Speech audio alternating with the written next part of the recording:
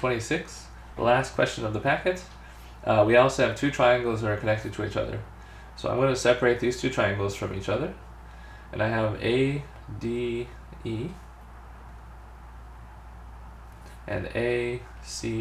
So we know that angle A is of course equal to angle A, angle C is equal to angle D, which means that angle B and angle E are equal to each other.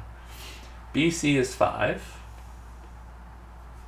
And now, this question really comes down to reading and whether you read carefully as to whether or not you're going to get the right answer.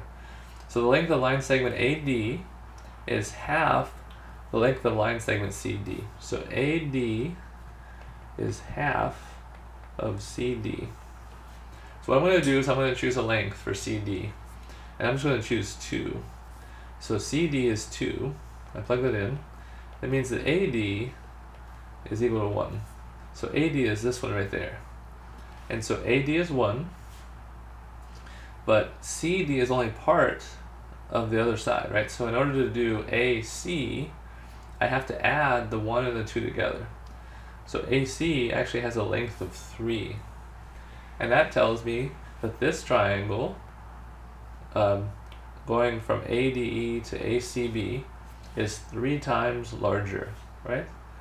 So if I'm going and trying to figure out the corresponding side here, I'm going to divide by 3, and the length of ED is 5 over 3. So that would be answer choice C.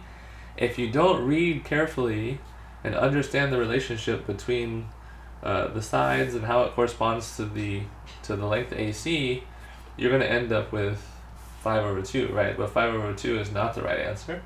And it's the same concept, but this comes down to reading.